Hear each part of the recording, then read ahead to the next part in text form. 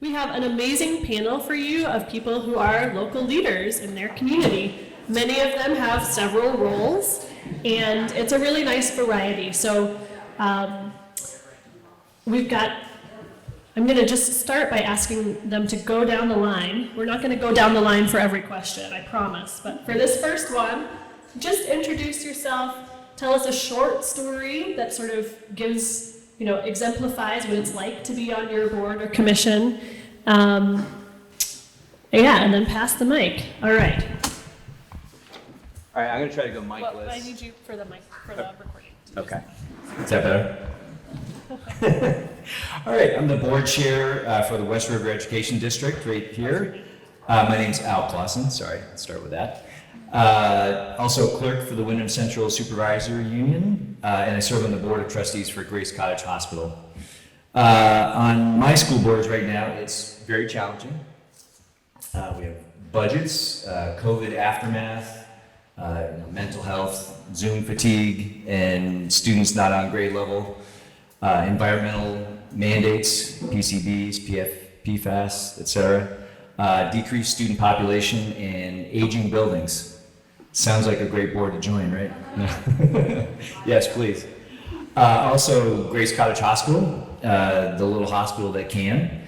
We've updated our emergency room and are looking to update our clinic. We continue to prove that a small clinic, hospital, and rehabilitation facility can survive and thrive in rural Vermont, garnering many awards along the way. Hi there, I'm John Dunbar from Bellows Falls, village in the town of Rockingham, so not far from here. I am on the Planning Commission for the town of Rockingham. I also participate in a incremental development working group, mostly based on looking at the housing crisis. And I would say that's primarily what's motivated me to be involved in some of these groups in our town. I am a housing provider, so my twin brother and I do own some rental properties in our town. I grew up in Bellows Falls, and it was a way to give back to the community, and also, try to continue to help bring housing up in Vermont. And I think that participating, not being on the sidelines, being able to jump into some of these groups and help move those things forward is really what's been important to me, being on any of these different community engagement groups.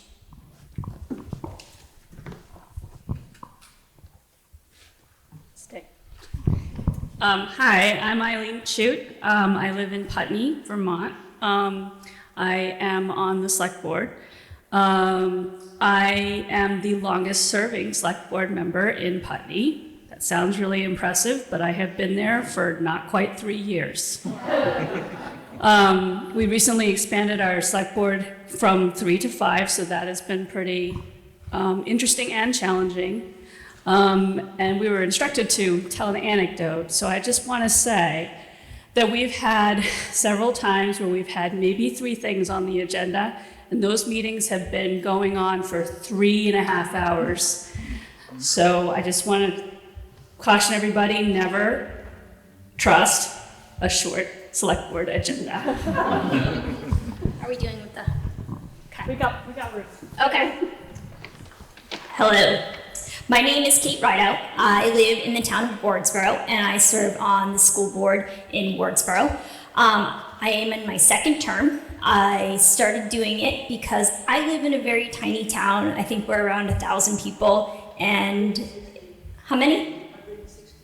860 something. So you can imagine we don't have a huge population. So when we think about bigger towns that we might all be from or wherever, we really do have to show up because it makes a big impact. And I always show up to town meetings every year now because you can see it on such a local level why it's important to just show up and be present and be there. So I have 2 children. That was my motivation for joining the school board. Another parent had approached me 4 years ago. They had an opening, they needed somebody.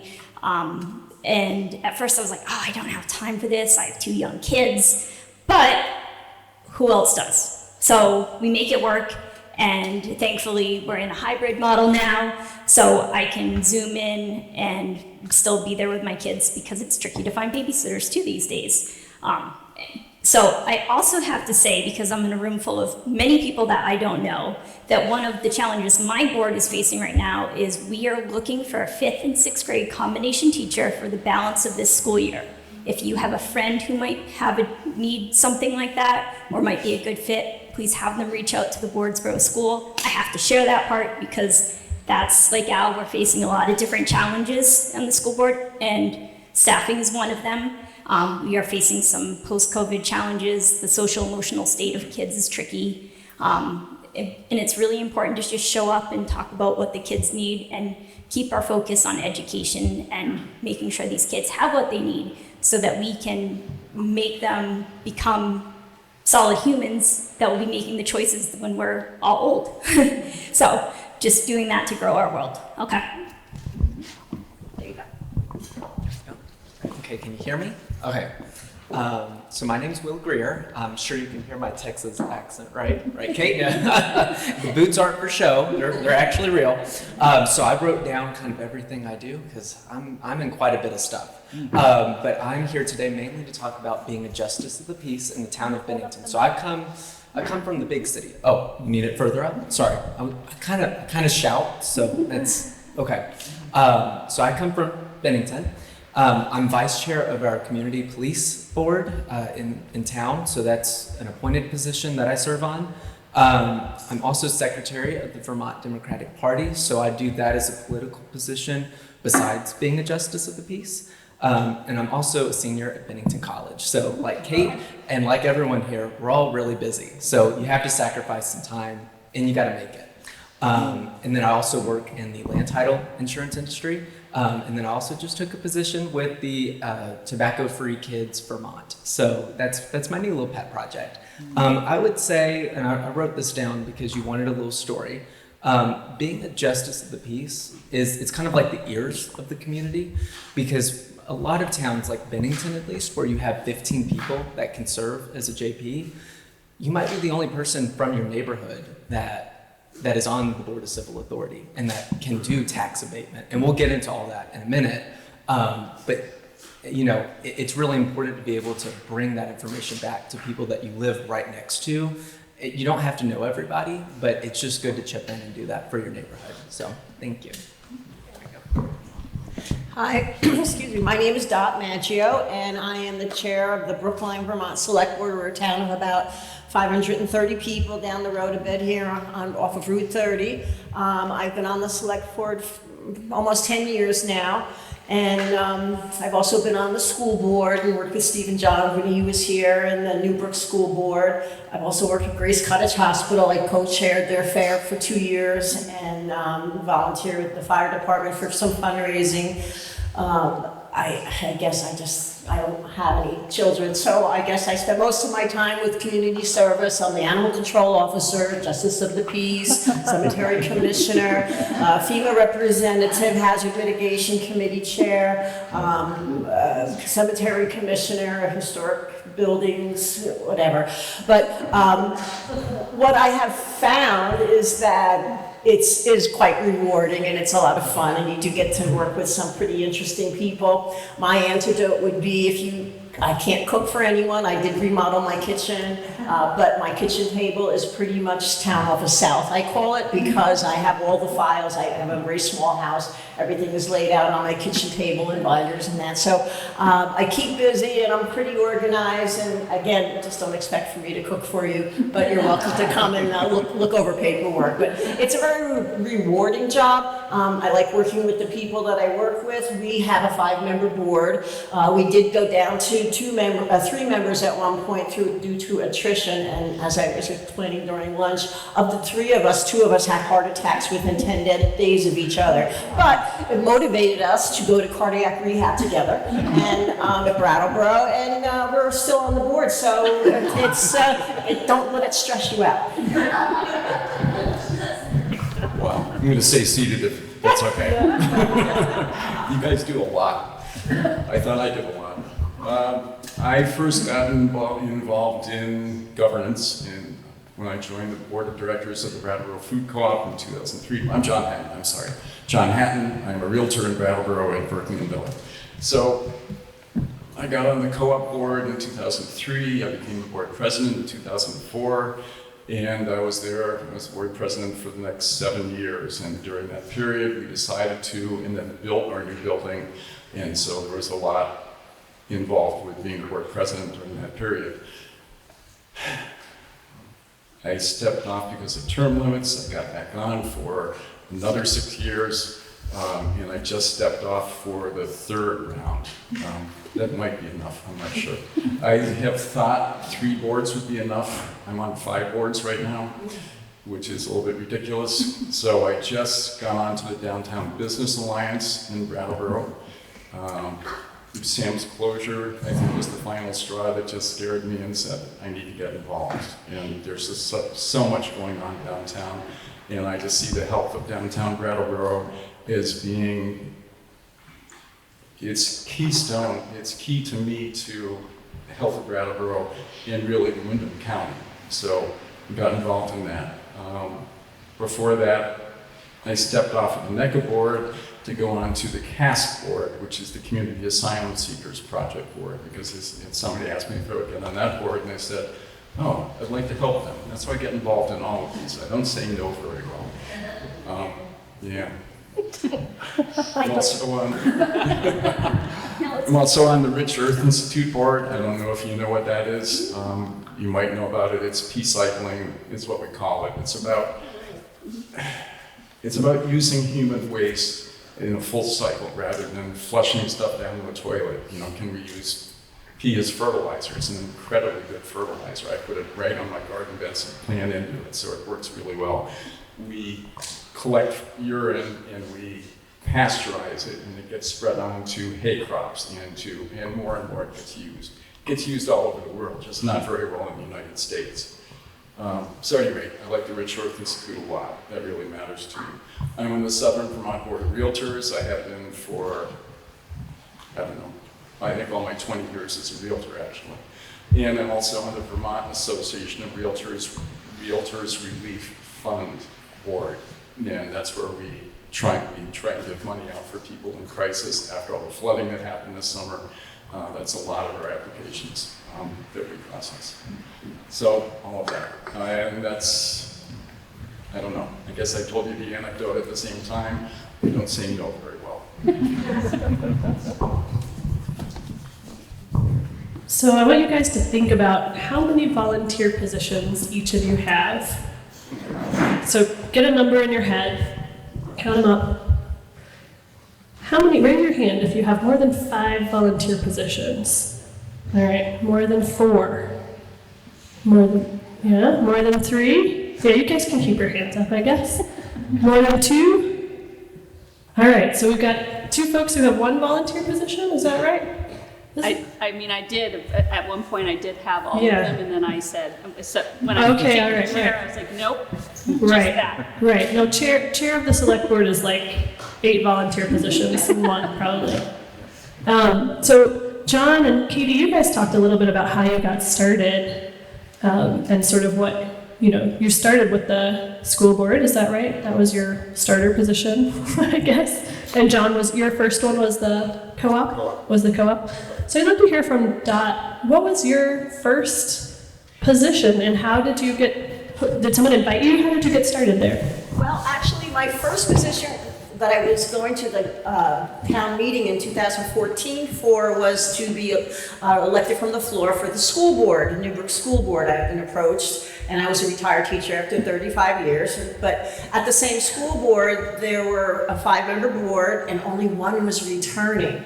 And so I asked if there was a conflict of interest if I volunteered also to be elected to the select board. Bad comment. But they said, oh no, you can do both. And so here I am, in trying to get other people to, I said, I just raised my hand a little bit too often. So that's how I got involved with the select board. So the school board was sort of your starter position? Right, because I work with teachers unions and so on and so forth, and I just wanted to work with the school system, but I did both boards. Yeah, thank you. What about you, Will? What was your gateway position? Oh gosh. Okay, so does it have to be elected or? No, just a volunteer leadership. Yeah. So I first ran for office actually, and this is what Margaret and I were talking about because she was a supporter of mine. And I'm sure you were too, Beth. But when I ran for High Bailiff in Bennington County, so that was my first electoral experience running for that. But actually, because that dealt with criminal justice reform, I got involved with the police board. So that was my first entry into town politics and getting a sense of what it was like to serve in government. I will tell you, it is tough because one thing, and we can maybe jump into this a little later, but you got to have a friend with you. Like when you do a board, it's so important that you at least know one person or get to know one person. You can even see them in the grocery store and say, I really want to get to know that person. And then, during your time on the board, you'll get to know them. So I was fortunate to have two people on a board of 7 on that board that they were applying, and they asked me if I wanted to be part of the board. They said, I know you have a lot of interest in this. I think it would be a really good opportunity.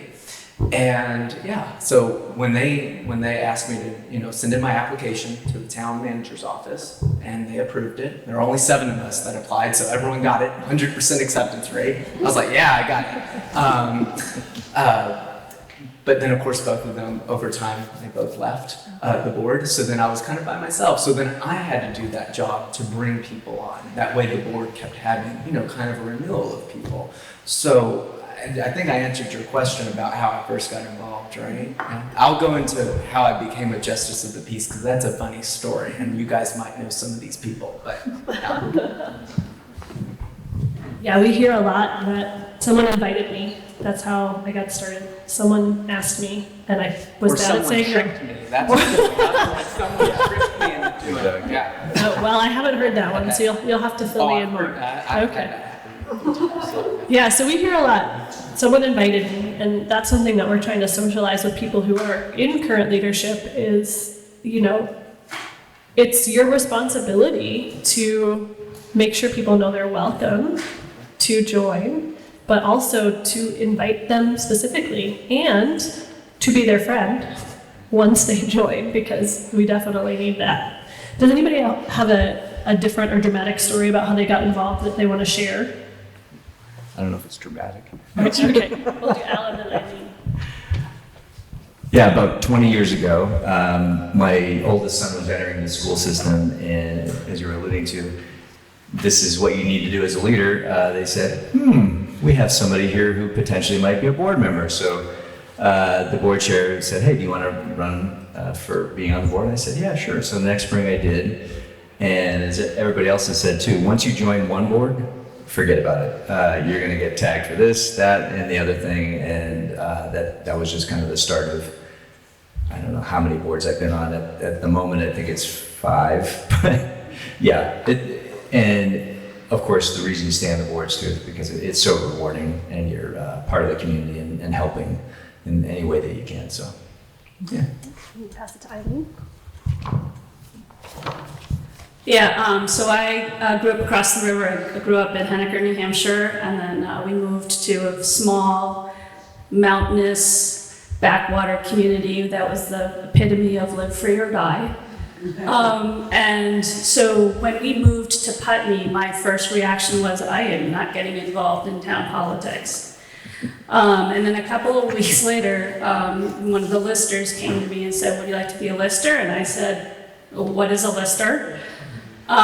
He kept asking me until I finally gave in. What is a lister? What is a lister? I'll tell you that I make the greatest lister because I lead. A lister is basically an assessor in any other state. We do the property assessments for the town for purposes of taxation. And I say we because even though I'm not a lister in Putney anymore, I loved the job so much that I am now part of the assessor team in Brattleboro. So I just kept doing that. There was no energy committee, so I revamped the energy committee. We needed planning commission members, so I got on the planning commission. And then there was a vacancy on the select board, and I said, I gotta step up, so I put my name in the hat. And again, once once I became the chair, and I stepped up to be the chair because the longest serving member was about to step down. So I wanted a year under my belt before he left. So once I became the chair, I said I can't do the rest of that anymore. But it was basically a gradual building up of boiling hot water, I guess. So. And I have a twin brother. I've been blamed for a lot of things in my life that I did not do. And my twin brother is on a village, he's one of the village trustees in our town. So I ended up being guilty by association, and someone asked me to be on the planning commission, and that's how I started. And just like Al said, once you start, and if you're doing things in your community that support what you want to happen in your community, people start recognizing that and they will approach you. So if you want to get involved, do the things that you want to see in your town, and someone will recognize that without you having to go and ask to be on that board or that commission. Yeah. Will, do you think this is the time to share your how I became the Justice of the Peace story, or were you waiting? Oh, Okay, yeah. all right. Yeah. So I'll keep names out of this. But there was a woman who is very well known in Bennington. She's done a lot for our community. I'll show her this clip later and be like, you see, I was hyping you up. But she's retired, and she does a little bit of local politics. I won't say what she does, but she asked me about my campaign for high bailiff. She said, I don't like you running. And I was like, okay. I was like, let's meet up, have coffee. And we did, and she said, you're just too young. You don't have enough experience. Don't do this. She said, be a justice of the peace. She said, it's the best entryway into local politics. And I said, well, no, I'm running for this because this is my passion. I was like, it's like what you said, or maybe it was you, I don't remember. Someone over here said, you run because you want to help people out, and because you also have a passion for it. I think that's another key component of it. You can't do something effectively even if people want you to do it so badly. And that's where saying no is such a powerful thing. I wish I could say no more often. Beth knows this. I say yes to a lot. But yeah, so she planted the seed in my mind. And I remember I went home and I was like, what's a justice of the peace in Vermont? I knew what it was in Texas, because it's very different state by state. But in Vermont, it really is an entry-level way to get into your community. And it depends on what town you live in. There's different numbers. But yeah, I'll also go in later about why running as a justice of the peace is such a great experience, because you get to really build that camaraderie with all these different people. Because you run as a slate. You're not really running, I mean, people have to circle your name, and don't get me wrong, but you're running really with the Democratic slate or the Republican slate, or as an independent or some other third party. So you get to meet with those people, and they can help you out, and they'll let you know where you need to go, who you need to talk to, and just how they've enjoyed that experience as well. So that was how I got into doing that. So I feel like we kind of know what the select board does, but I want to ask my select board members here, what surprised you, or what was something unexpected when you joined the select board? I'll start with that. Well, there was no administrative assistant. There was no one to type up the letter that we decided that needed to be sent. There was no one to help make phone calls or to go and buy the dirt for the garden, or to do any of this. If it was your idea, you did it. You carried it out from point A to point B to point C. And so that's still the case. We don't have an administrative assistant, and it's saved the town a lot of money. Our total town budget's close to $400,000 a year. But the other thing that was sort of surprising is, our town was incorporated in 1794, and this summer was the first time we bought a piece of town equipment. So we bought a net-wheeled excavator and a dump truck, because everything that we had to do in Brookline had to be sent out for bid. And of course that meant all the publications, and I had to do all that. So by actually using some of our ARPA funds, we were able to purchase some significant equipment, a mower, a dump truck, and the wheeled excavator deposit at least, so that we can become more independent in the case of emergencies. So that was what I think was surprising, and how dependent the town was on others, and now we have a little bit more independence.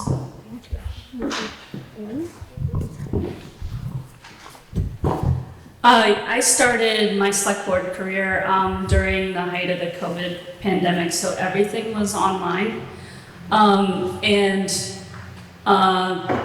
What surprised me about that was that instead of having a select board behind a table, you'd have select board members on a window, and it would, move around, right? So we weren't on the top, we weren't a separate group. We were essentially part of the community, and what happened there was that the community started to feel like they were part of the select board. And so I really took that into, because there was one meeting where I had my hand up and I never got called on, and I was like, hi, this is my meeting. And so when we managed to get back to, we have a hybrid system, so we have people in the room, but we also have people on Zoom. I really took that to heart and kind of clamped down on and reminded the public that although they are welcome to the meetings, everyone's welcome to the meetings, and input is important, that it was a meeting of the select board. It was not a meeting of the public. And that was, if I hadn't been in the COVID situation, I'm not sure I would have learned that lesson. So Katie, you joined the school board. That wasn't really something that you ever had envisioned. Your kids were young, so you maybe weren't that familiar with how a school board works. How did you learn? Who did you go to? I also started during the COVID era, and I was doing most everything on Zoom. My kids at the time, they're now 9 and 6, but they were 2.5, and my math is terrible, but 2.5 and almost 6, and it was a really tricky time. And this is why I'm very mindful about not overextending myself. I need to make sure that they are my focus, that I work full-time. I work more than full-time. So I have to make sure that I'm giving everything I need to do at work, that I'm giving where I need to give in my family, that I'm taking care of myself. So when I show up to school board, that my mind is in it and I keep the focus in the right place and making sure that we're keeping the focus in on the educational experience for these kids. So for my district, we have 2 school buildings that we serve in the towns of Dover and Wardsboro. And then our kids from grades 7 and up have school choice. So we maintain buildings for pre-K 3 to 6th grade, and then they have choice after that. So how did I get? How did you learn? How did I learn something? Who do you go to? Who do I go? That is a great question. I learned a lot by being there and observing. When Act 46 came around a few years back, though, I went to a lot of school board meetings because Dover and Wardsboro were thinking about merging, and I needed to know what was going on with my kids' education and what was going to happen. And were they going to take and close our tiny little town of school and make us all go to the same school? So I made a point to show up at that point in the time. I went to a lot of school board meetings then. I tried to go to the budget meetings. So I went as an active community member for a long time and observed. And then with the learning, I'm still learning. It's been 4 years. I serve as the vice chair right now, and I have a lot more to learn.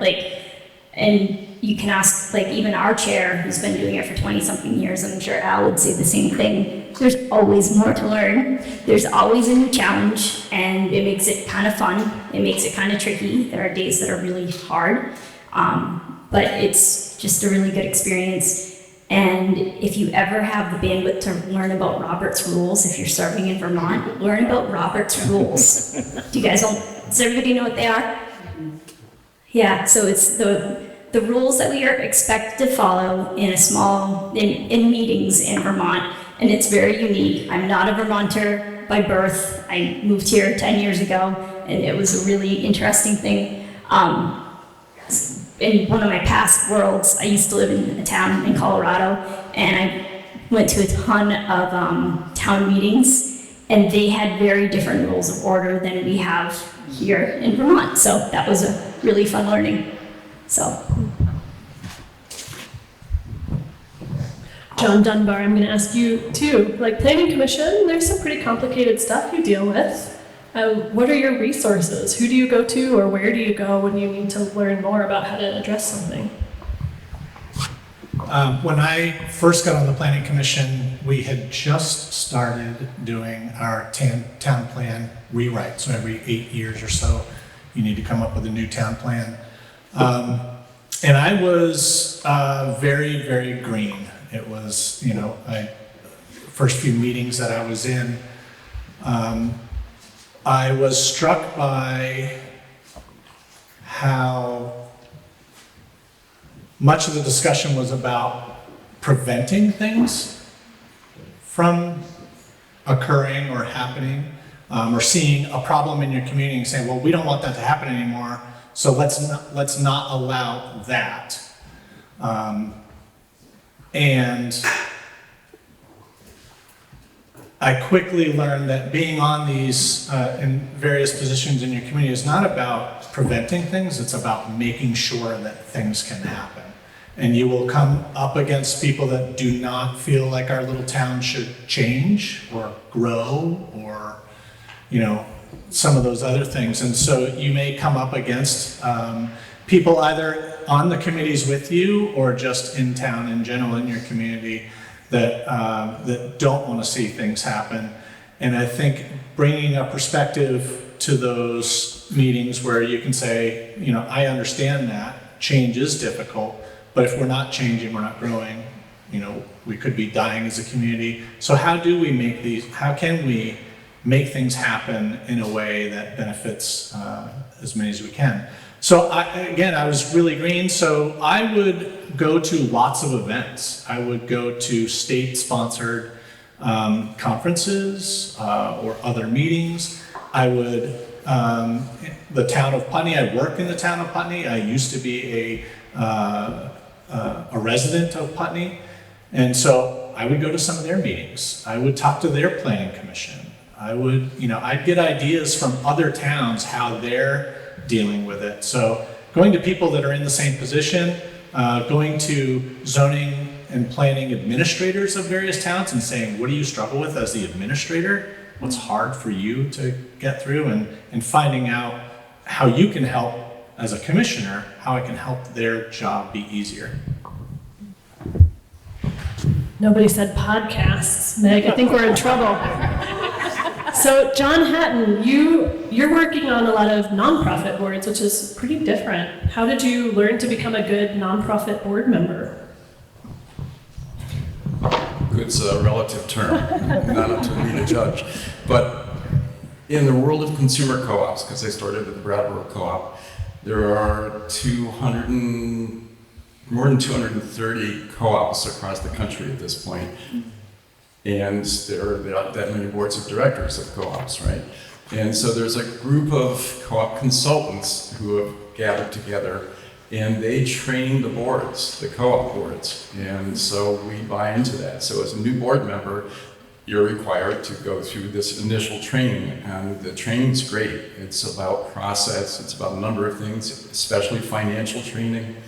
If there's one thing that I think every board member glazes over, it's when budgets and finances come up. I think it's something that we all struggle with. And so the finance training is really important. And even beyond what these co-op consultants offer, our board, the co-op board, every year does a financial training as one of our meetings for all the board members, with the treasurer, with the CFO of the co-op, and it's really important. I think taking on this role is like taking on a new job. I think it takes at least a year to get your feet on the ground, to really understand how things are working and what the flow is. One of the things that the co-op does well, and I've seen this on other boards too, is we have a board buddy system. So for every new board member, you bond with somebody else who's on the board basically, and they tell you how things work and orient you to what the job is and what this board is about. But like I said, it takes a while, and like you guys, I think you never stop learning.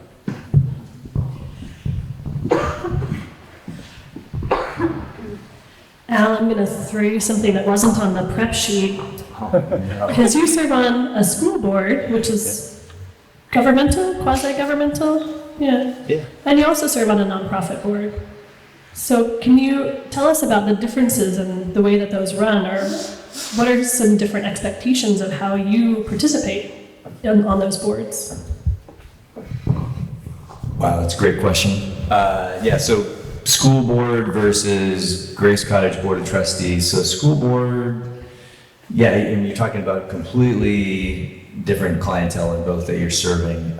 So with the school board, we're student-centered. My stakeholders would be the administration, the students, the community, at the end of the day, as we're referring to about budgets, making sure that we are tax-friendly to folks. I think you're just serving a bunch of different folks as a school board member. And so on the Grace Cottage Board of Trustees, completely different. So it's, I'm worried about patients, our staffing, Green Mountain Care Board, budgeting for that, and being a extremely small hospital in Southern Vermont, and how do we survive and thrive? So those are huge challenges, both completely different, the school versus the hospital. Great. I love doing both of them, and yes, you do have to wear two completely different hats for both. And can you tell us about the different functionalities, like the structures? Compare and contrast the structure of the board, if any? The structure of the board. So I'm not quite sure what you really mean by that, other than we have the same kind of committees, governing bodies. For example, on the Grace Cottage board, we have a finance committee that feeds into the board governance, and several other boards that we have, or committees that feed into the board. Similar to a school board, we'll have committees that also do some of that hard work that you have to do to get to board level to make decisions. So fairly similar, honestly. Lots of committees. Oh, I think. Yeah, I would just wanted to add to that the one thing, there's a difference between nonprofits and governmental organizations such as school boards and select boards and planning commissions, anything like that. We're subject to open meeting law and the state statutes of Vermont. And so a lot of times that I've noticed, we may want to do a certain thing, and a lot of times it's not the best solution to stand up a town committee. It's better to get a group of interested individuals involved, where they're not subject to open meeting law, they're not subject to rules of procedures, and I think that's the structure, that's the different structure that you may be alluding to. It's definitely, there's pros and cons to each, and if they can work seamlessly together. I mean, governments get federal grant money, nonprofits may not be able to access that money. So there's that struggle, but as far as getting things done, or at least coming up with ideas that maybe a town can then run with, oftentimes it's better not to have it be a town function. Thank you. Yeah, I didn't have anything I was getting at. I just was curious. In a little bit, I'm going to open it up to questions from you guys. But right now, I want to talk about what are some of the things that you all are most proud of accomplishing. We've talked about some of the things that have been really challenging, or things that take a really long time, or things that, need to hire a teacher, and kids' mental health isn't back where it needs to be, and all of that. But so who has something they want to share about something that you are really proud to accomplish in one of your community leadership positions? Sure.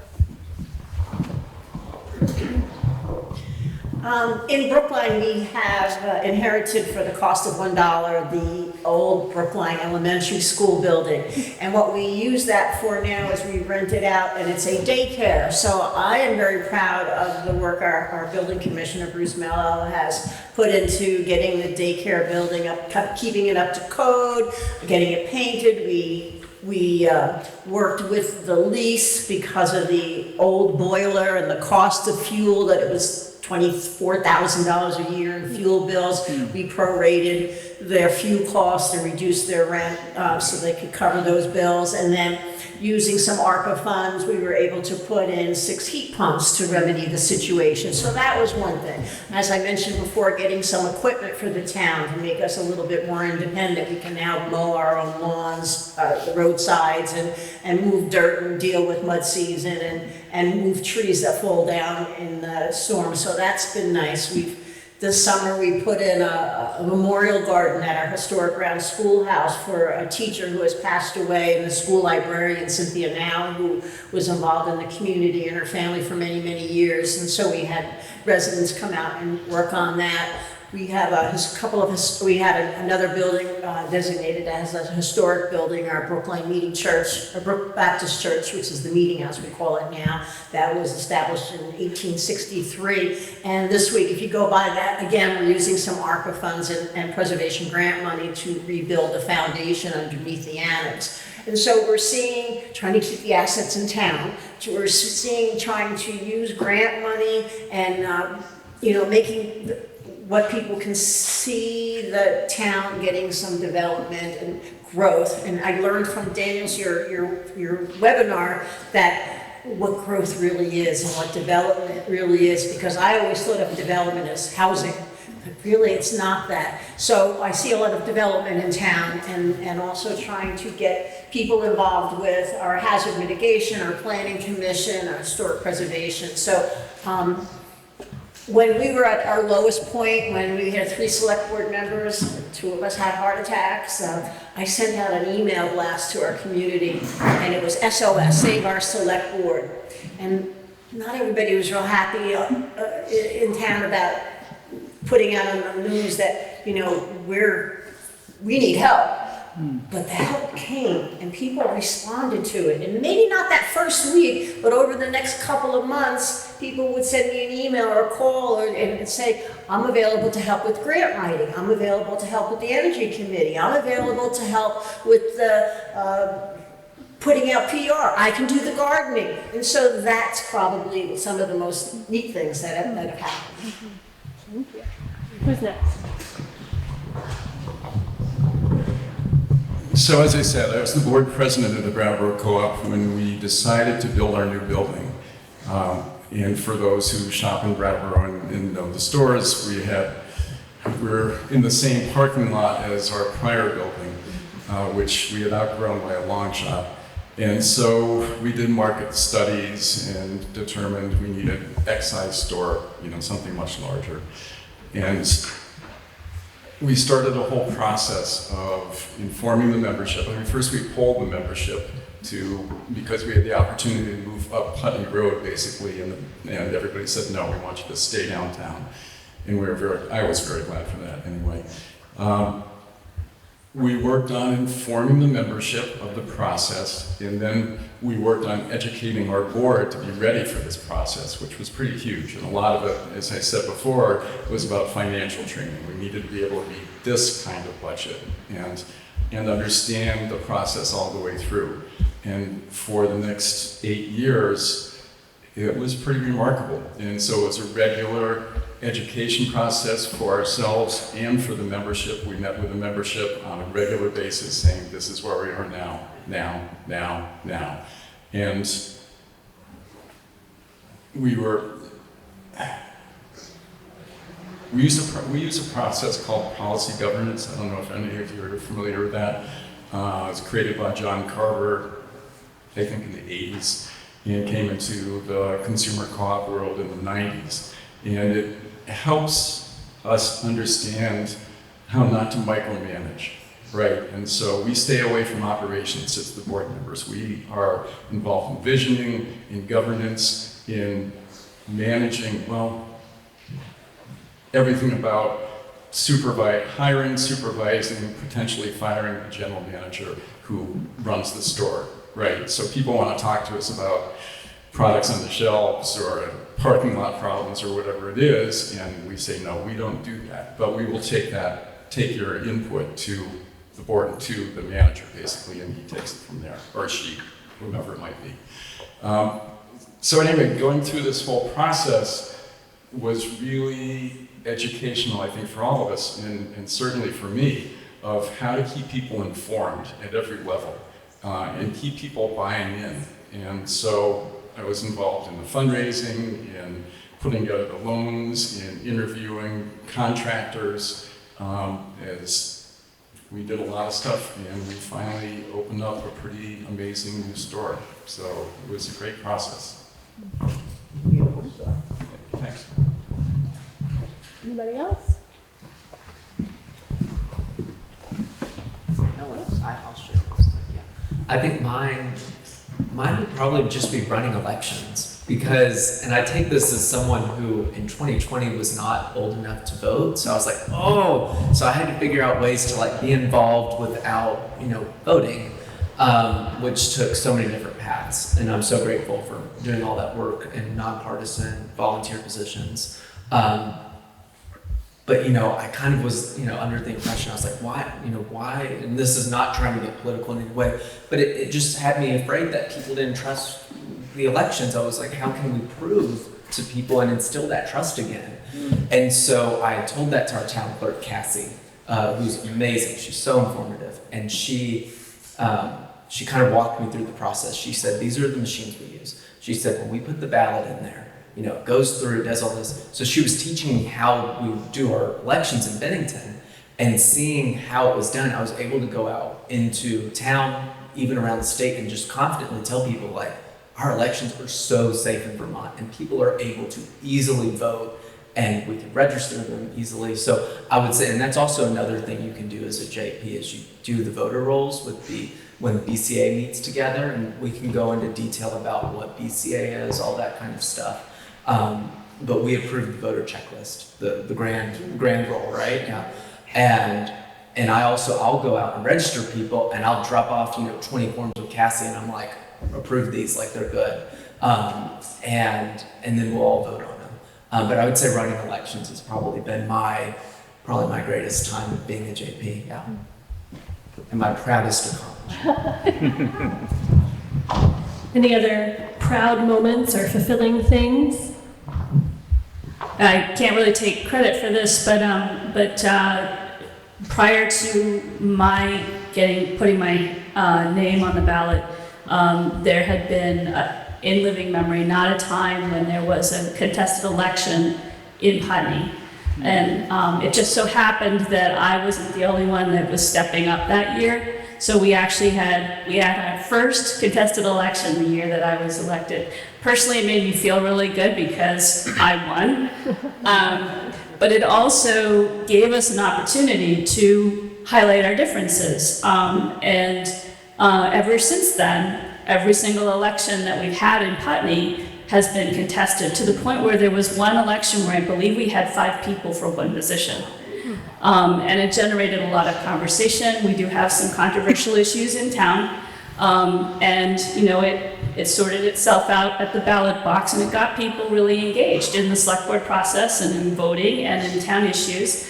And I really hope that we can continue that trend, because even though I'm running for re-election, and running for election was pretty scary, I feel very strongly that I'd like to have somebody run against me, so we can have that conversation, or they can take over my job. I was gonna say, I'm gonna add on to that. So that was gonna be my advice at the very, very end, was kind of what you're talking about, how there are differences, and how I'm so glad Putney has contested elections, because Pownell, you guys really got to get some people running for school board. But every town in Bennington, I go look at their ballot, and so many of these positions, some people aren't even running at all. And I think that's what we're here today, is to tell people, run, be involved. But what I was going to say is, when I ran against my opponent the first time around, I think a lot of people were like, you're challenging someone in a primary? Like, that's unheard of. Like, why are you doing that? That's ridiculous. But I think that I told people, I said, well, I'm not challenging him, and he's not my opponent. I was like, I'm adding to the conversation. Because by adding to the conversation, we actually get a better result. And the voters took it to the ballot box, and they decided who it was going to be, and it was him. But still, that generated conversation in Bennington County, at least. I don't know about all the other counties, but sheriffs, they're a pretty big issue everywhere. But yeah, I would say that that's just one really big piece of advice: is don't always look at it very optimistically, like why you're getting involved, because you're not trying. I mean, first of all, it's not that person's seat to begin with. It's just as much your opportunity to be on it as much as it is theirs. It's the voter's seat, really, when it goes down to it.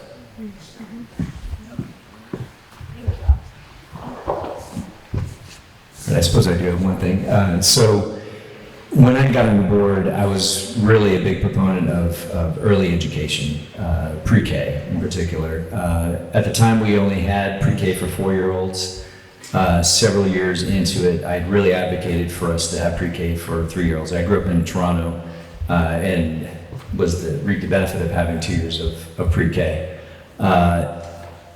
The brains of humans are forming rapidly between 0 and 5, and the earlier we can get to them, the better. So we did end up having 3-year-olds in our pre-K and have had great results since, so it's been fantastic.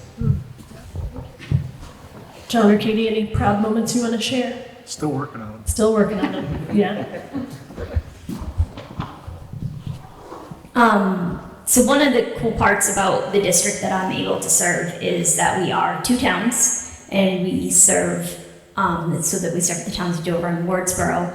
And the way that we started with the Articles of Agreement, we had it so that it was the Wardsboro seat was voted on by the town of Wardsboro, and the Dover seats were voted on by the town of Dover. We had 3 for each town and all of that. And this year, things had shifted. We had a conversation about how we were going to move forward because the town of Dover had a spike in their population and Wardsboro did not.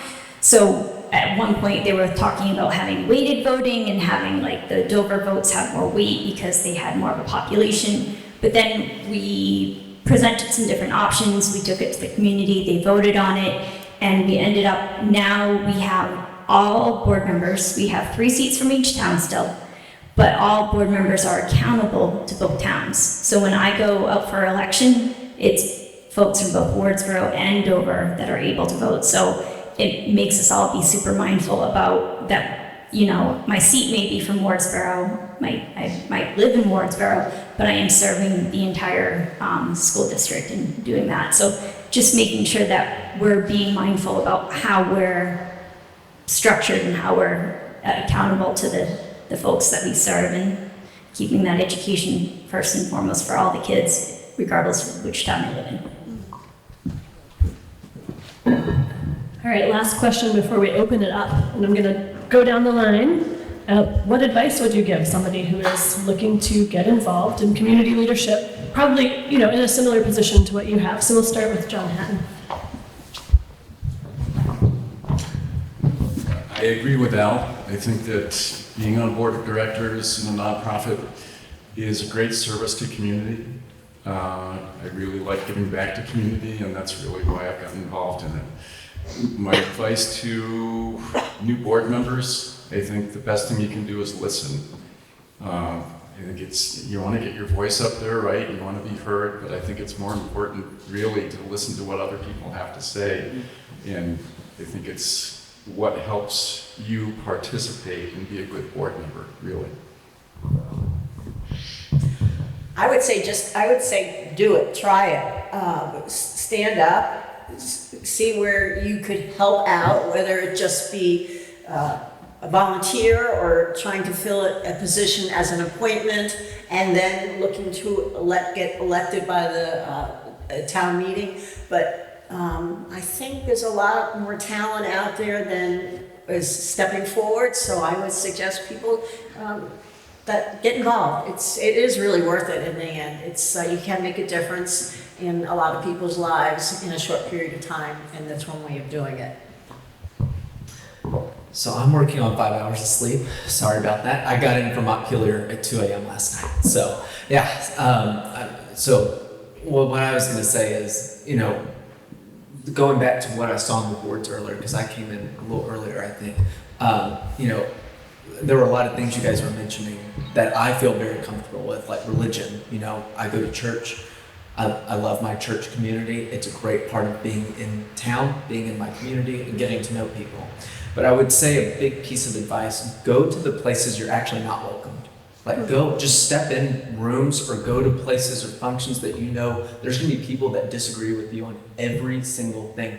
Even I've gone to places where there's people that don't like gay people. I mean, I'm fine with that. And I realize meeting with those people, it opens my eyes to all the different perspectives in the community. And that's so important when you're elected into office, when you're serving as an appointed person, like on my police board. It's so important to go to those places and hear what they have to say, because whether you like it or not, they're your neighbor. You got to live with them.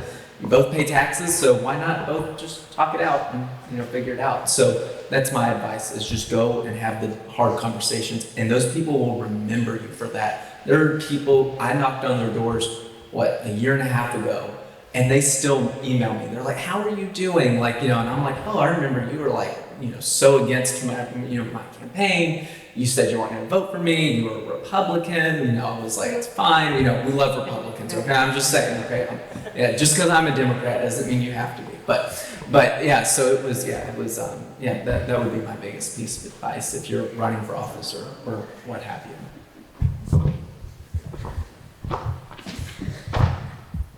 I think just, learning about what you want to do, be mindful about what kind of time commitment it takes. And then also, I went to a number of school board meetings before I ever jumped in and said, yeah, I think I'll do that.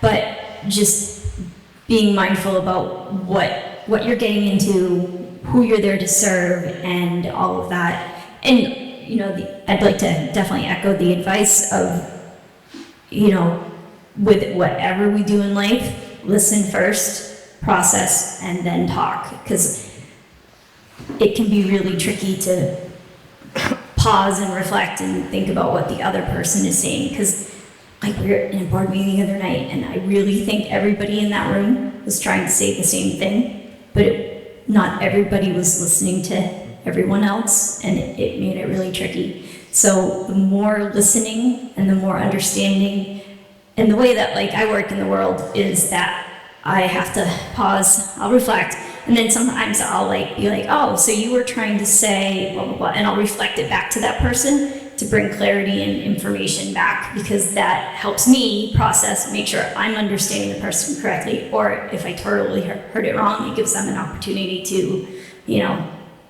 share what they were really trying to share, and maybe I digest it in a better way where I can understand them better.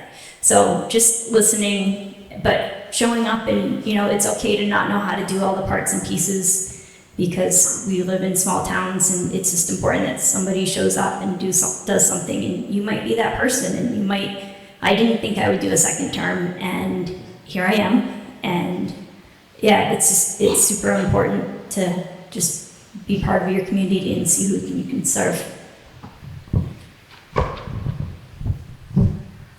My piece of advice is to not take yourself too seriously, but also remember that everyone else in the room and everyone else on the board are humans just like you. And don't be afraid of conflict. And I think if you do that and you ignore the social media, you can accomplish great things. I think what I'd add is, excuse me, just more of what other people have said in terms of find your passion. If you can think about what you're passionate about, you're obviously going to give more to that position.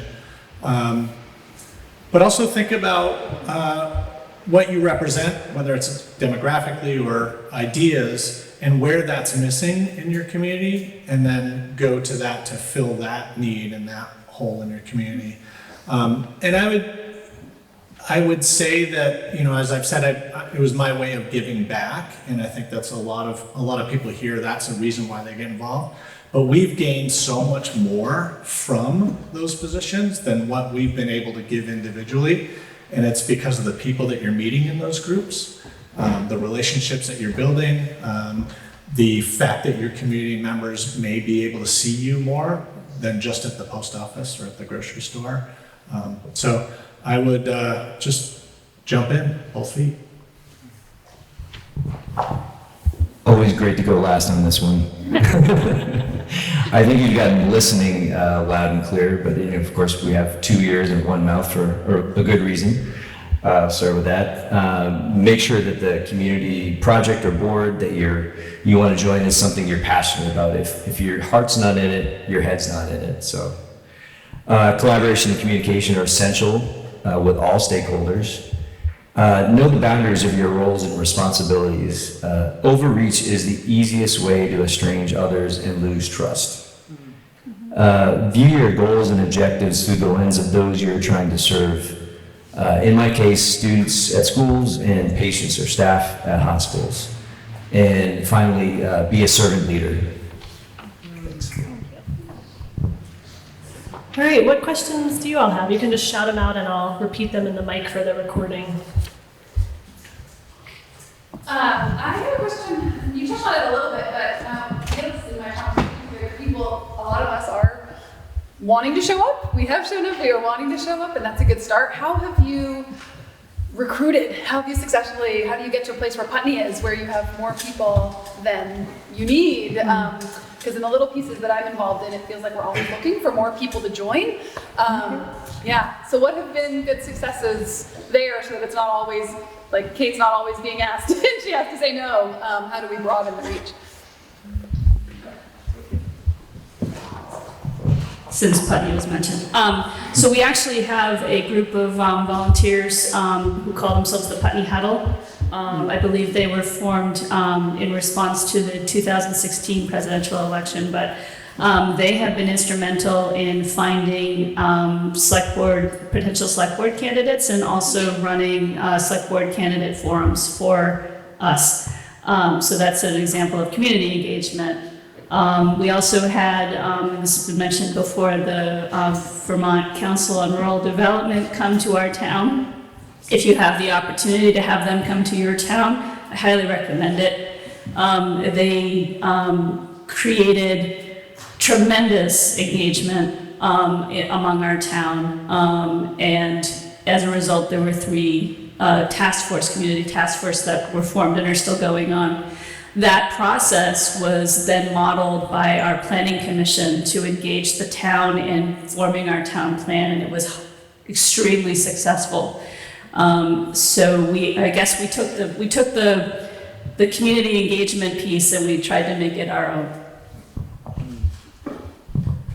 You talk about it, you recruit people, and you just, not even from a way of recruiting people and being like, ooh, I think you could do it. Yeah, you. But you just talk to people and you tell them, be honest, you tell them the tricky parts, you tell them the good parts, and, see if any of them that you're talking to have the passion and have the why, and people will show up. But it's I can't remember who was saying that it's important to get invited and that we are inviting other people to do what we do, and because I won't do this forever, and I need to make sure that other people are showing up and that we are finding the next leader and we are finding the next people to want to come and serve on the school boards and serve on, the town committees and do those things. So just inviting them and educating them on what the role is, what the responsibilities are, what the tricky parts are, what the really fun parts are, but just inviting them.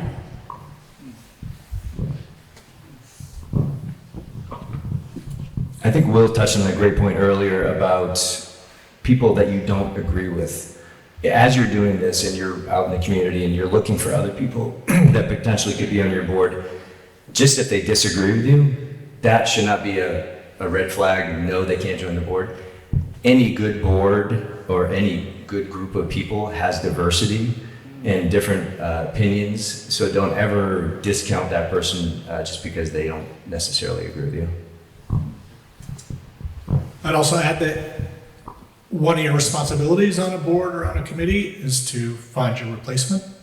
So if you think you're going to be there for a 3-year stint or 6 years or whatever, now that you've left it hopefully in a better place than when you started, your responsibility is to bring in your replacement and leave them with, that stepping stone to further that. So it's not just, I'll be on for 3 years and get off.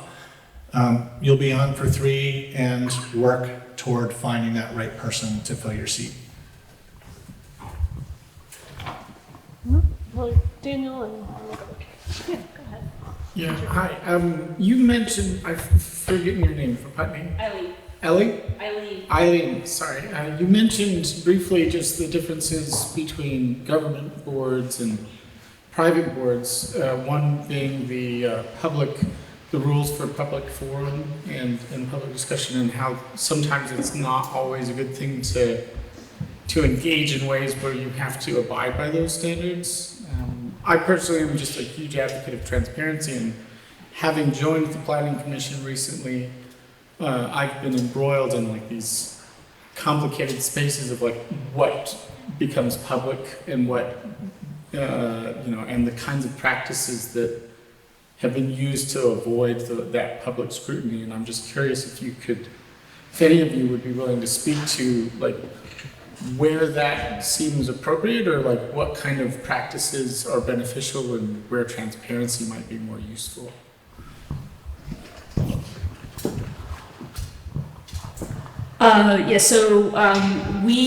Once I became the chair of the select board, this hadn't happened before, but I actually read a reminder to the public about the rules of procedure.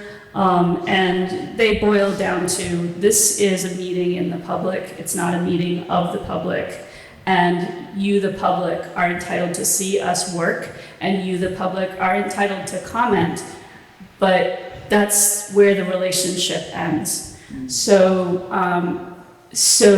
and we have fairly good engagement in Putney. Usually we have at least 1 or 2 people in the room, and at least 3 or 4 people on Zoom, and more on contentious issues. So, and that's a lot more engagement that we had in the pre-COVID era, where the select board was in a room by itself, basically. And although they were running under public open meeting law, they were doing what they wanted. They did good stuff, but they didn't have that kind of scrutiny. And I think that scrutiny is a good thing. Where I find it to be problematic is when you are trying to get an idea off the ground, where you need to have more of a think tank to hash out the bad ideas, and not have the public necessarily be in that conversation until you've come up with something that's a little less half-baked. And so that's where my comment came from. Oh, sorry. On transparency, hire the best secretary that you can get to write those minutes, because whoever controls the minutes controls everything about it. It's how you're going to be remembered. So I think that's the key to transparency, is making sure you have a good record. Well, one of the things now too is, now that we're all in hybrid meetings, we're recording for everything that we've done. It's not even just minutes, because it's really easy for a minute taker to skew and put a feeling in the minutes. Having minutes that are just pure facts is really, really hard. So, but we have all these recordings now, and so I'm always really mindful about all right, how am I showing up? And if I had to go back and watch this video in 2 weeks, am I going to be proud of what I said, or am I going to not at all, be what were you thinking? So I try to speak mindfully. I'm not always super articulate. It's not always the most, obviously, but just what we say, it's not just a matter of public record through minutes anymore. We are recording, and we are highly accountable for everything that we do. Let's see, go ahead. I was just going to ask about, I don't know if requirements is the right word, but do you look for, or do you how do you think about this education or the skills or the professional background, or when you're approaching joining one of these things? Do you think like, I have this certain set of skills, so this will be good, or I don't have this certain set of skills or knowledge or education or background? Like, how does that play out? When I retired in 2013, after 35 years of teaching in school, I was still 57. So I was, like, what am I going to do? I'm moving to Vermont. I've been coming to Brookline for about 50 years during the summers, and I had a secondary house, which is now a permanent house.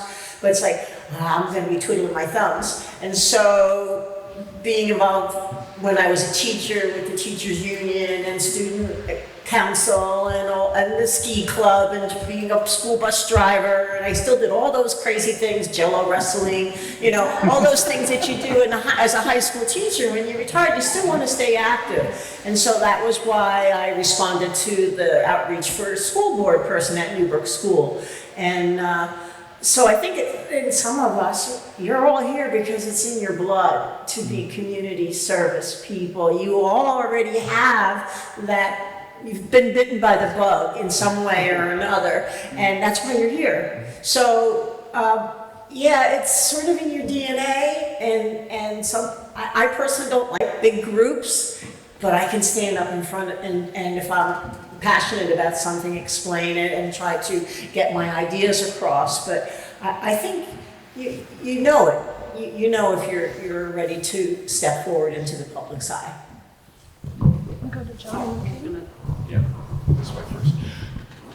So I can't tell you how many boards I've been on that have said, we need an attorney, we need somebody who's a bookkeeper, we need somebody with this skill set or another skill set. I have a different view. I want somebody, like we said, who listens, somebody who's a good team player, and I look for analytical thinkers, people who can take in this information and come out the other side with, and therefore, we should be doing this. That's what I'm looking for. I think if you have a desire to do something, you will find the skill sets. You might not have them the moment that you step foot in the door, but over time, you'll develop them. So I wouldn't worry about having all the parts and pieces you need. I would go into it with a growth mindset, knowing that as I go through this journey, I will find the parts and pieces I need, and I will find the people that will help me do this.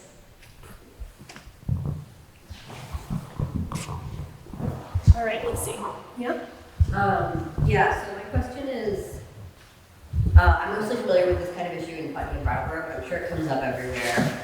How do you deal with it when you're serving a constituency that aren't necessarily voting, that aren't necessarily civically engaged, but whose interests, like, it is important to represent? And, like, I was thinking about it, like, in terms of John, you said you do a lot of stuff with, like, downtown Brattleboro business stuff, and there are obviously a lot of homeless people in Brattleboro who do have complicated needs, and I'm kind of wondering how you take that into consideration. And then at least I think about this with, like, the Putney affordable housing drama, which I follow very closely, although I have no relationship to Putney because I'm really interested in affordable housing. And I guess I'm wondering, like, how you think about that as someone who's, like, for people who might move to Putney, or for people who, like, aren't voters in Brattleboro, but do have, like, some kind of interest there. I'm sure that comes up in, like, all of your work, so if you could just speak to that. I don't have a good answer, but Putney just came up again. So as far as representing the people who don't have a voice, I think it's really important to try to get at least one member on your boards that represent that group. And at the moment in Putney, we do have a fairly diverse section of Putney. It's not perfect. But we have somebody who grew up in Putney. We have, the rest of us did not grow up in Putney. We have 2 women.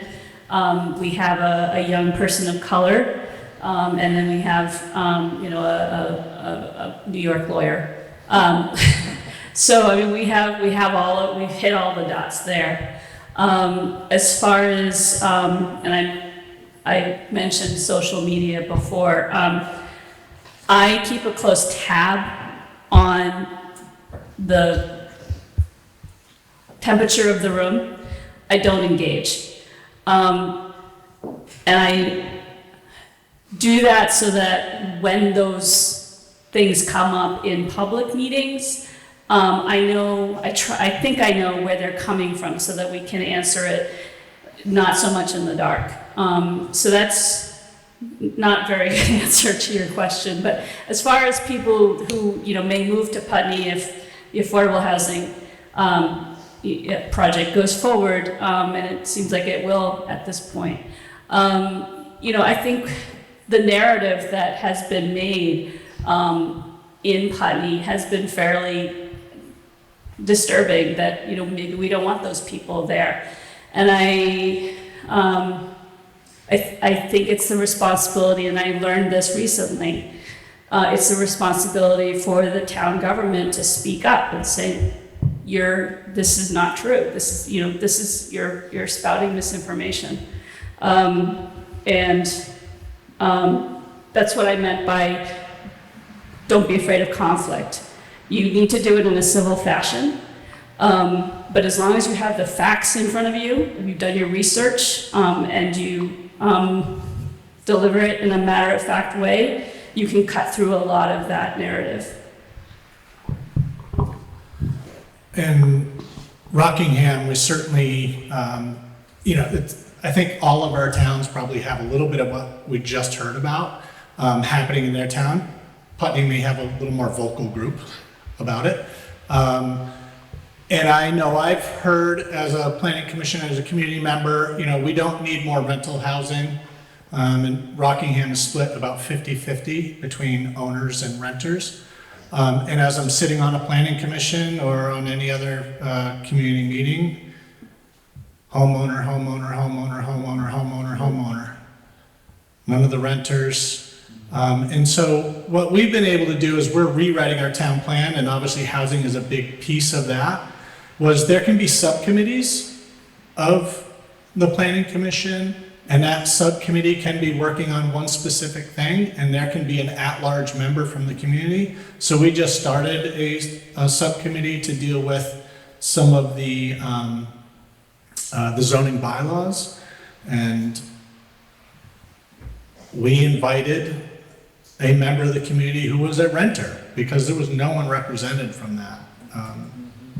And so I think that you can find ways like that that it may be less intimidating for someone either in homelessness or coming out of homelessness to be on a planning commission or town select board or something, but they might be willing to be part of a smaller group that's providing their voice to that committee. And so I would go about it in that way.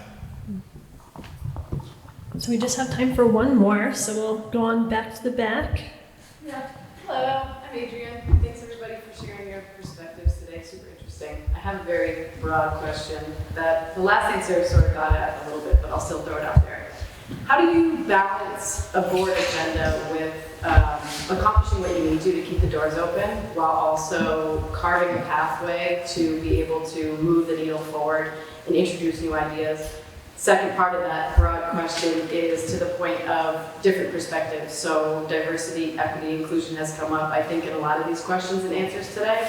But how are you being intentional about seeking out different perspectives, seeking out those confrontational, maybe, conversations, if those communities without a voice and without a seat at the table aren't bringing themselves to the table? How are you being intentional about seeking them out?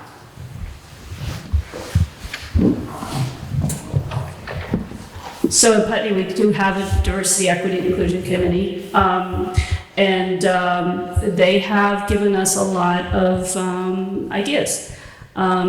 They have pushed us just this June to fly a gay pride flag. That generated a lot of controversy, but we did it. and a lot of the controversy was surrounding, well, you don't have a flag policy. So now we have a flag policy. Another issue has come up in Putney. There was, this was a couple years ago, not the recent incident, but a couple years ago, there was a swastika on a stop sign. And we were a 3-member board at the time, so it was even more difficult to discuss what we were going to do about this offline. We had to do it in open meeting. And the day of the meeting that we were going to have to discuss this was, I believe, Rosh Hashanah. So we did end up moving that meeting, but there was this huge silence before we did it, where people felt that they weren't being heard. So we mulled that over a little bit, and right now we're working on what we're calling a non-working holiday resolution, which is highfalutin language for saying that we recommend that we don't hold meetings on these particular holidays. That has run afoul of a lot of people who believe strongly in the separation of church and state. We're having our lawyer vet it right now, and it may not go anywhere. We may say, we have to say, well, we can't do that. But we're trying to move that needle in that way. We're trying to do it in policies and resolutions. Does anybody have thoughts on the first part of that question about like doing the business, but also leaving room for bigger planning and long-range visioning?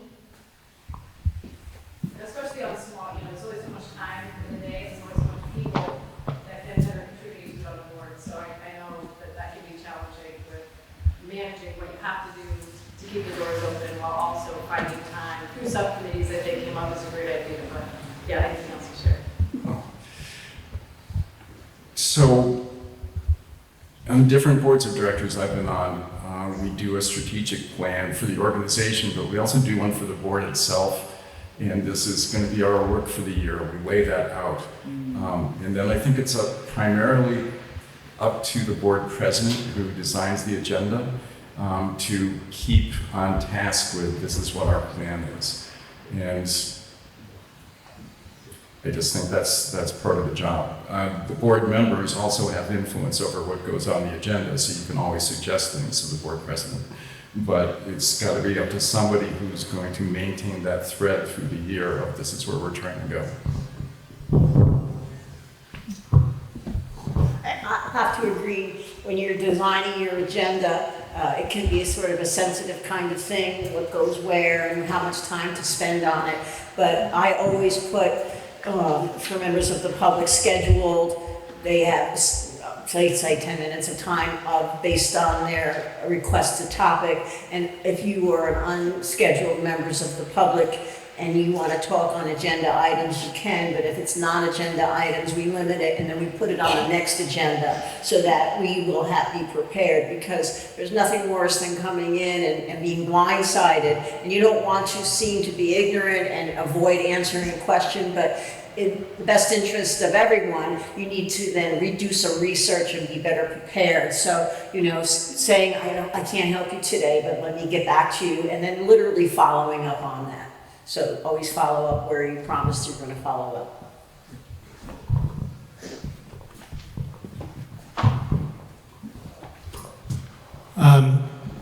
In another role that I'm on in our community, the Rockingham Incremental Development Working Group came about as a part of that VCRD program that Putney went through, Rockingham had gone through right before COVID. And that group evolved from that meeting, and the initial idea was that we would do incremental development projects throughout the town. And quickly we learned that the people on the select board, planning commissions, village trustees, that sort of thing, as we all know, we all have regular jobs and that we're very busy in those positions. Those people may not be getting out and hearing other things and ideas and seeing, but there are so many other small committees in your towns or groups that are doing certain things. The Rockingham Incremental Development Working Group suddenly realized that we can be an educational group to support the select board and the village trustee. Things like when the housing needs assessment came out as a part of the census, you know, some of that data, statewide and countywide data that came before us, you bring that to attention of someone in the town, and they, well, that's Burlington, that's the north part of the state. We don't have those problems. And so we, as a smaller group, we were able to contact Vermont Housing Finance Agency, who puts together that program, to say, can you give us data specific to the town of Rockingham or the town of Putney or the town of Wilmington? And they have that data. And so we were able to pull that out and then just be able to go, you know, when there was a select board meeting or there's actually a tri-board meeting because we have several villages and a select board, present that information to those boards so that they all heard the same thing at the same time. And it's not, you know, we can't sit back as public and say it's their responsibility to know all these things. You can just ask for your 3 minutes at a meeting, or be a member of a smaller committee that can go in front and ask for to be on the agenda for these meetings and present that information to help them make more informed decisions. So I think that's a way to get those people involved that may not, you know, the underserved portion of the population, to get their needs met and to be heard. So 2 points on controlling the agenda. So I'll get to the tactical one first. So as you're in the meeting, we are governed by open meeting law. So yes, as the board chair, you can say, all right, we have 30 people here. We're going to allow for a minute for each person. You also on the agenda specifically put in time for public comment. And then these are all just ways which we tactically try to maintain the timeline and also not add things that shouldn't be added and move them to other meetings. So that's the tactical. The strategic is, and somebody mentioned this, we're board members, so a lot of times we're not the ones who are actually doing the work. So for example, on the school board, it would be the administration. As board chair, I would task the administration with following up on this, and in between meetings, making sure it's being done, are we on track, and all of those things in between. So that's the strategy, and also maintaining those longer term commitments that you're looking for. Well, thank you guys. I'm sure we could talk to you for a much longer time, but Meg and I are happy to connect you with any folks if you have specific questions, and we'll see if we can kind of loop them back into future events potentially. Also, Eileen and Dot are in the cohort, so you'll definitely be able to buttonhole them. Thank you all so much for being here. Thanks for your service to our communities, and thanks for sharing your stories. This was great. Thank you.